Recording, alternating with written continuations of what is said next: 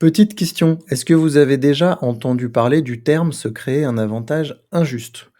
C'est une vraie question quand on a besoin de faire tourner un business, on a, des spécificités, on vend quelque chose, on essaye de vendre quelque chose qui doit se différencier de ce que fait la concurrence, parce que sinon on se retrouve à essayer de se battre sur les prix. Mais se créer un avantage injuste permet de se démarquer. Il y a un enjeu d'éliminer la concurrence, il y a un enjeu d'augmenter la désirabilité du produit, il y a un enjeu d'augmenter la rentabilité. Plein d'enjeux différents dont on va parler maintenant avec Philippe Bonnet. Bonjour Philippe. Salut Antoine. Philippe qui, comme d'habitude, est le cofondateur d'Impactified, le réseau des coachs d'affaires, des facilitateurs de croissance et des valorisateurs d'entreprise. Philippe, aujourd'hui, on va parler de 3 choses. Créer un avantage injuste d'une manière générale et puis pour rentrer dans les détails, comment on fait? On a 3 points: analyser son marché, chercher à définir cet avantage, il y a des astuces pour pouvoir le faire et puis enfin savoir comment marketer et mettre en avant cet avantage. Ça te semble bien? On est pleine cible. Bon, alors on commence tout de suite.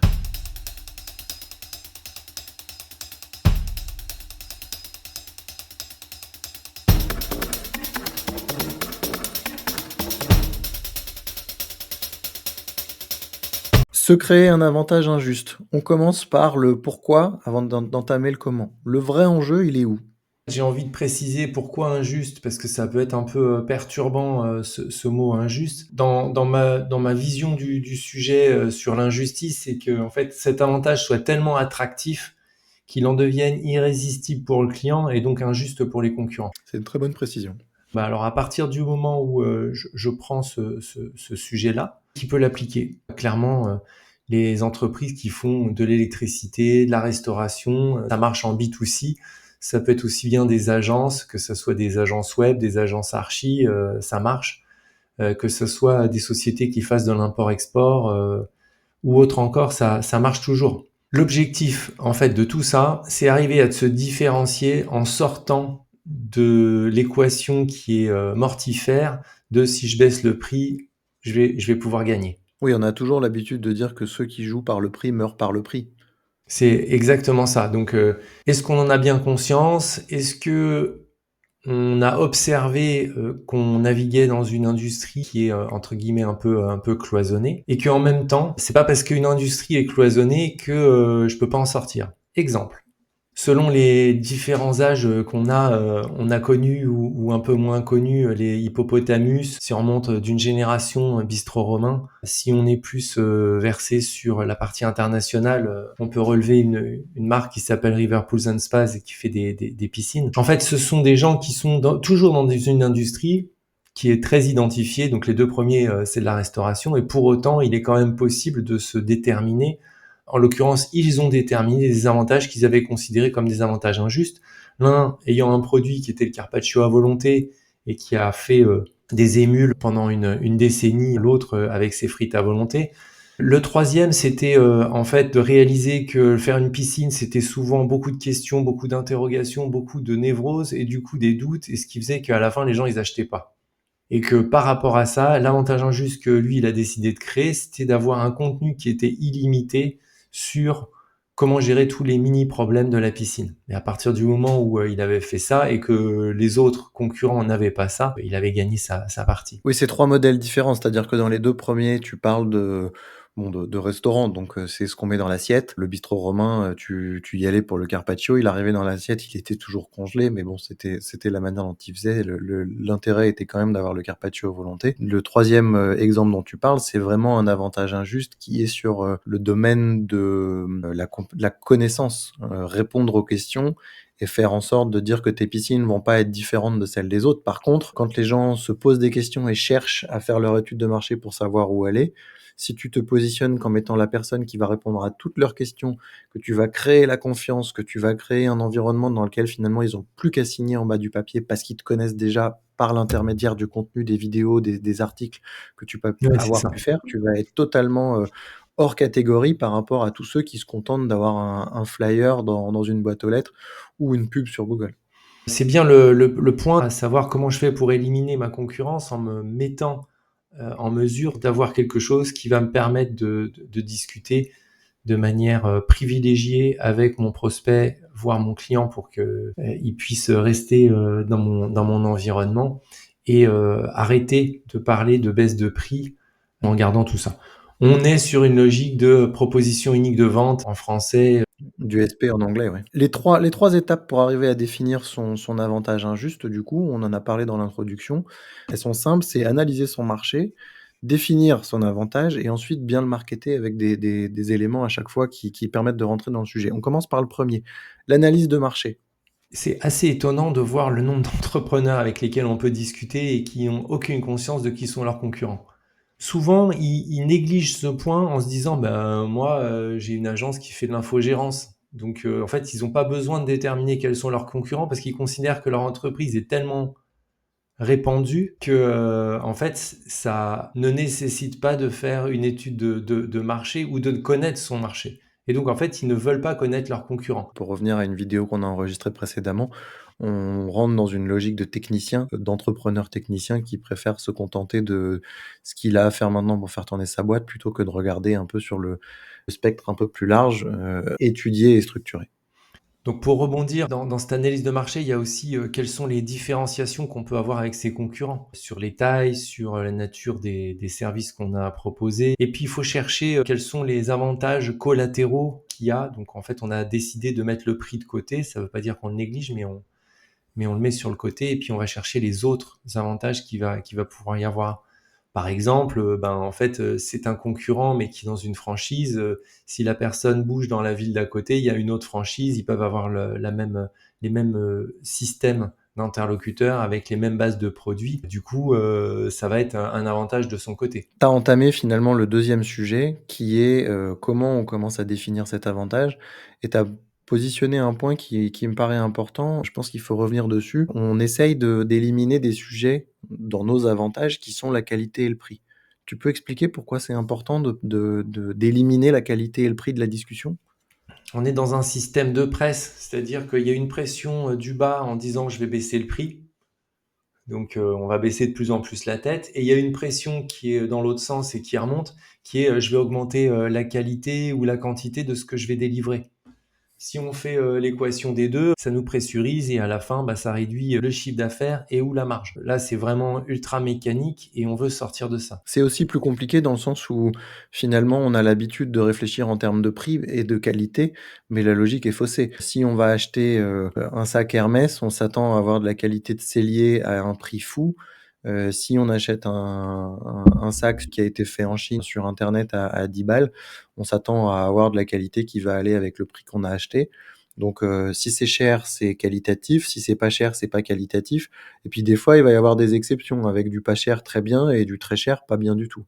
Bon, mais ça veut dire que se positionner là-dedans, c'est très compliqué. C'est non seulement compliqué, mais en plus, ça met de côté un élément qui est pour nous central, à savoir que des fois, un certain nombre de clients non négligeables va attendre autre chose que ou le prix ou la qualité.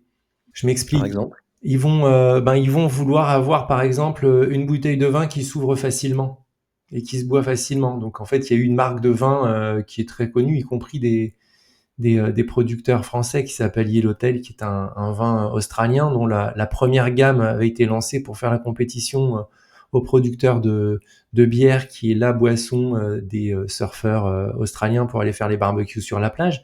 Et en fait, ils s'étaient rendu compte que la facilité d'utilisation, de transport du système, etc., faisait que, bah oui, ils étaient prêts à payer un prix pour avoir un truc qui soit fun, facile à boire, machin. Ils étaient prêts à payer un prix quand même qui était conséquent. Ils voulaient pas avoir du rince-cochon. Et donc, en fait, ils ont sorti un produit qui était absolument pas labellisé sur le Cabernet ou d'autres provenances qui étaient un peu compliquées. Ils avaient produit un vin blanc qui était facile à mettre au frais et surtout avec un bouchon qui nécessitait pas d'avoir un ouvre-bouteille et qui se faisait en le dévissant, quoi. Et cette marque, après, s'est diversifiée et a réussi à sa façon sur ce segment en sortant totalement de cette équation prix-qualité. le gros enjeu, il est de dire que là où habituellement, si on prend un petit graphique, on réfléchit avec le prix d'un côté, la qualité de l'autre et on n'arrive à pas grand-chose. Si on réfléchit comme tu es en train de le dire, on peut avoir l'un de nos référentiels qui va être le rapport qualité-prix. On veut de la qualité pour le prix qu'on paye, peu importe le prix, mais on veut de la qualité qui va être proportionnelle.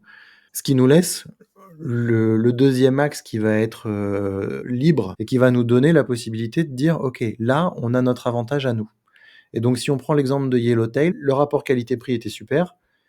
Leur avantage, ça pouvait être, l'originalité de ce qu'on buvait ou ça pouvait être la facilité d'utilisation. C'est essentiellement la facilité d'utilisation. Ça veut dire que ce qu'on peut faire là, maintenant, tout de suite pour réfléchir à notre, avantage injuste, c'est de se dire: «OK, rapport qualité-prix, ça peut être l'un des éléments et le deuxième, c'est quoi?» Correct. Je pense que dans le premier point, il y avait un sujet qui était important et à remettre, c'était de faire dans l'analyse de son marché quels étaient les profils des clients qui payaient. Et dans la réflexion qu'on fait au moment où on parle de quel type d'avantage on va mettre en place, si on fait cette parallèle par rapport à Yellowtail, clairement, les clients qui vont payer, ce sont les surfeurs australiens qui veulent faire un barbecue et qui ont envie d'avoir une boisson un peu alternative sans pour autant se mettre un cauchemar à choisir le truc, à payer très cher et ou à avoir des ustensiles supplémentaires comme les tire-bouchons. La logique de tout ça, c'est qu'on élimine la concurrence. Pour Yellowtail, on parlait de vin d'un côté, de bière de l'autre côté. On crée un nouveau marché sur lequel on va avoir une boisson d'apéritif, sympa à boire sur la plage, donc on n'a plus de concurrence, on se crée un marché. On est désirable et donc on est rentable derrière parce qu'on a bien fait ses calculs. Donc on a analysé son marché, on a défini son avantage qui n'est plus simplement le prix et la qualité. On est devenu désirable, on n'a plus de concurrence, on est rentable, ça fait une équation qui est sympa. Troisième élément, on avait dit qu'il y avait un vrai enjeu à marketer. Quelles vont être les astuces, disons deux trois astuces principales qu'on va pouvoir mettre en place pour justement mettre en valeur cet avantage injuste? Donc, il y a 2 sujets principaux à ça. Le premier, c'est d'avoir une promesse et la deuxième, c'est de calibrer la promesse pour que cette promesse soit sue et soit crédible vis-à-vis des prospects et des clients. Donc, en fait, la promesse, c'est de pouvoir se dire que quand on va proposer un papier toilette qui sort du champ de ce qu'on a l'habitude de voir qui sont des gros paquets, machin, pour le marché brésilien où les gens ont moins de voitures, il a été jugé pertinent et la réussite commerciale a suivi sur le fait qu'il fallait faire des paquets de papier hygiénique qui étaient extrêmement compacts parce qu'en fait les gens prenaient le bus et qu'ils avaient besoin d'avoir des choses qui étaient petites et faciles à transporter. Donc là, la promesse, c'est vraiment facile à transporter. Si on reprend les exemples de ce qui a été fait avant, on peut refaire la même chose avec le bistrot romain et son carpaccio ou autre. Voilà. En face de cette promesse qui doit être claire et posée, il y a comment est-ce qu'on va communiquer là-dessus. Et dans cette communication, il va y avoir le fait qu'on va garantir cette promesse. Et beaucoup d'entrepreneurs n'ont pas cette garantie pour pouvoir bétonner la crédibilité de leur engagement. On a notamment, enfin, je pense que ça reste une référence pour toi et pour moi, ce Britannique naturalisé australien qui a mis en place un système d'obtention de visa à Hong Kong et qui en a le monopole sur la partie business aujourd'hui, qui s'appelle Hong Kong Visa Giza, et qui lui met comme garantie le fait que s'il obtient pas le visa, il rembourse 2 fois le prix de ce qui a été payé au départ en fonction du package qui a été choisi. Donc en fait, une garantie est une vraie garantie. De dire bah moi je garantis le fait que ça va bien se passer, ben c'est pas une garantie. La dernière partie sur ce second volet du marketer, c'est par quel canal on va le faire. Donc là, l'imagination n'a pas de limite. Hein. Ça peut être des flyers, des livres, des vidéos Instagram, des ads, ça peut être tout ce qu'on veut. Il va falloir réfléchir justement par rapport à son marché et par rapport aussi à la façon dont on veut sortir son marché, en particulier avec les clients qui payent. Quel est le meilleur canal? Si on considère que le client qui paye, par exemple, prend le métro, bon, on va pouvoir avoir un canal facile à pouvoir mettre des affiches dans le métro si je veux apprendre aux gens à parler anglais correctement. Par contre, si on sait que notre client qui paye, il a une voiture et que c'est une Tesla, ben si on communique dans le métro, ça sert à rien. Donc là, il va falloir s'adapter à ça et c'est pour ça qu'il y a une référence qui est refaite à l'analyse qui aurait été faite au préalable. Un exemple que moi j'aime bien, c'est un exemple que j'utilise toujours, qui est celui des pizzas avec les Domino Pizza. Ils avaient une promesse qui était de dire, livré en 30 minutes et ils avaient une garantie qui était de dire, livré en 30 minutes ou remboursé. Et l'intérêt de cette promesse et de cette garantie, c'est qu'en fait, c'était facile parce qu'ils étaient, à la base sur un campus qui savaient qu'ils pouvaient être partout en 10 minutes sur le campus, qu'il leur fallait 10 minutes pour faire la pizza et que donc 10 minutes de préparation plus 10 minutes de livraison faisait qu'il y avait aucune raison de pas avoir livré en 30 minutes. Donc la promesse ne leur coûtait rien, mais donnait aux clients toute la garantie, la sécurité qu'ils voulaient de pouvoir faire les choses. Donc ça leur donnait un avantage totalement injuste qui était de dire on est les seuls sur le campus d'une part, on te livre dans la 30 minutes et puis s'il y a un pépin, ça sera pour nous. Pour boucler la boucle, ça veut dire que on élimine la concurrence, il n'y a plus besoin d'aller chercher ailleurs. On est très désirable parce que c'est facile, c'est bon, c'est facile. Et puis du coup, on est rentable parce qu'on a contrôlé les coûts et qu'on a un modèle qui tourne. L'étape d'après, c'est le test. On aime bien dans ces vidéos donner une matière de réflexion et une manière de pousser la réflexion dans votre business. Vous qui nous écoutez, quel est le test qu'on peut suggérer pour aujourd'hui? Quelqu'un qui se dit « Ok, j'aime bien l'idée d'avoir un avantage injuste, par quoi je commence ?» Le premier point, ça va être de se demander quel est mon avantage par rapport aux analyses et aux réflexions que j'ai eues. On aura transformé la qualité et le prix en qualité-prix d'un côté et l'autre avantage de l'autre, par exemple. Et le deuxième point, c'est de se poser la question de savoir si est-ce qu'il est vraiment injuste pour les concurrents. Est-ce que le fait que je promette que je vais livrer en une demi-heure, c'est vraiment injuste? Le truc amusant, c'est que Domino Pizza, en l'occurrence, ne communique plus du tout sur cette partie-là. Ils ont évolué. Parce que en fait, ce facteur-là leur a été volé par les Deliveroo, Uber Eats et autres Foodpanda. Donc il y a vraiment cette réflexion à avoir et pas considérer qu'on est dans une situation qui est stable. Si on prend un monopole sur cet avantage et qu'il est bien injuste, là il devient monopole, alors il faut bien considérer qu'on est dans un monopole qui va être temporaire. Et qu'il va falloir pouvoir se recycler, se renouveler, se réadapter, trouver d'autres combines un peu plus tard. Correct. Les next steps, les étapes suivantes, quand on est une entreprise en phase de croissance, en phase de développement, par quoi il faut commencer? Je vais citer Tim Ferriss parce que je dois avouer que ça fait partie quand même des lectures qui m'ont marqué. Si j'essaye de résumer son livre sur la partie qui nous concerne aujourd'hui de manière très très compacte, en fait lui sa première réussite avant d'écrire des livres en interviewant des gens qui sont dans les profils de success story, c'était de vendre de la protéine en poudre, puisque lui il a toujours été très sportif, etc. Donc protéine en poudre à des pratiquants d'arts martiaux. Donc il était supposé être sur la niche arts martiaux, il n'était pas du tout sur la création de masse pour les haltérophiles et tout. Et en fait, il avait mis une troisième variable qui était pour les étudiants. Donc c'était pour les étudiants qui pratiquaient les arts martiaux et qui voulaient avoir une protéine correcte. L'intérêt de cet exemple-là pour la réflexion au premier stade, c'est de se dire si c'est pas facile pour moi de déterminer quel est mon avantage injuste, en faisant simplement une triple niche et en acceptant de me faire un focus là-dessus, à ce moment-là, je vais de facto pouvoir avoir cet avantage injuste, à pouvoir me prétendre être le leader de ce marché-là. Je prends un autre exemple qui était un de nos clients. C'était un client qui a atterri dans le business de la perle. Il s'est rendu compte que oui, il opérait avec des perles, mais principalement avec des perles de conche. Je vous engage à regarder ce que c'est qu'une perle de conche. C'est magnifique. C'est un truc entre du rose fuchsia et du beige brun. Et donc, il y a des variations de couleurs, etc. Et que, en fait, lui, il a créé son positionnement en décidant et en mettant en place tous les éléments pour avoir le monopole de la perle de conche. Mais c'était vraiment dans cette logique de j'ai réfléchi par rapport à mes clients, par rapport à etc. Et qu'est-ce que je peux avoir comme avantage injuste. Si on prend un exemple différent, mais tout simple, ça veut dire que si ma boutique, c'est de vendre des produits pour chiens sur Internet, par exemple, ça pourrait être une triple niche en mode je suis uniquement sur Internet, c'est pour les petits chiens. Et puis, c'est pour les parents de petits chiens qui sont profil senior et donc tout va être avec un design de profil senior, et cetera, et cetera, et cetera. Ce qui fait qu'on va s'attaquer à une niche particulière, avoir une cible particulière et avoir un avantage injuste par rapport à cette cible que les généralistes ne vont pas avoir. Ça fait sens? Absolument, absolument. Bon.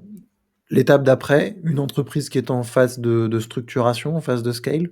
Donc là, on va s'assurer que la façon dont a été déterminé cet avantage injuste est tourné en format système et que l'ensemble des membres de l'entreprise peuvent l'opérer. Il va falloir être clair sur le fait que et la partie vente de l'entreprise et la partie opération de l'entreprise va être capable de pouvoir pitcher, produire, développer, garantir et faire l'après-vente de l'ensemble de cet avantage injuste. Il y avait un exemple de ça, qui était par rapport aux piscines dont tu avais parlé tout à l'heure, qui était dans un bouquin, qui est un bouquin en anglais de Marcus Sheridan qui s'appelle They Ask You Answer, et la logique était très simple. Il avait effectivement commencé par une boîte qui vendait des piscines, et puis ils se sont retrouvés, dans la panade au moment d'une crise économique où ils arrivaient plus à vendre les piscines qu'ils voulaient vendre, et ils se sont mis à créer de l'information en ligne avec des vidéos. Du contenu, du contenu, du contenu, pour que les gens qui voulaient savoir la différence entre une piscine blanche et une piscine bleue, une piscine en plastique, une piscine en céramique, une piscine en rond, en carré, enfin, ils ont créé du contenu, du contenu, du contenu pour donner des réponses aux gens. Et en fait, ça s'est transformé en système, pour revenir à ton point, dans le sens où ils ont impliqué tout le monde dans l'entreprise. Donc les gens qui faisaient des ventes ont fait des vidéos qui répondaient à des questions que les clients posaient. Les gens qui étaient à la technique faisaient des vidéos où ils expliquaient pourquoi la fibre de carbone était plus intéressante que tel ou tel matériau. Les gens qui étaient coloristes expliquaient pourquoi c'était les couleurs. Donc ils en avaient vraiment fait un système où ils impliquaient tout le monde dans la société, ce qui avait donné un vrai avantage d'un point de vue injuste, dans le sens où les gens qui regardaient les vidéos se disaient ah bah oui, lui il connaît son boulot, donc je vais pouvoir leur faire confiance. Est-ce qu'on a fait le tour du sujet? Je pense on a fait le tour. Ça renvoie toujours à cette formule qu'on utilise qui est le fait que le business, c'est égal aux ventes qu'on multiplie par l'organisation. À quel moment l'avantage injuste est du côté du vente et de l'organisation? Ça doit être des deux côtés, quoi. Bon, donc fini pour cette vidéo. Si vous avez besoin d'implémenter tout ça dans votre entreprise, ben, vous connaissez la règle. Vous prenez contact avec les facilitateurs de croissance, les valorisateurs d'entreprise et les coachs d'affaires du réseau Impactified. Et puis nous, ben, on vous retrouvera dans la prochaine vidéo. À bientôt, Philippe. Salut Antoine. Hey, psst, si vous avez trouvé cette vidéo utile et à votre goût, alors pensez à laisser au moins un like et un petit commentaire en dessous. Et puis tant que vous y êtes, profitez-en pour regarder les autres vidéos de la chaîne pour toujours plus d'astuces pour scaler votre business et faire de mieux en mieux. Et puis moi, eh ben, je vous retrouve dans la suivante. À la prochaine.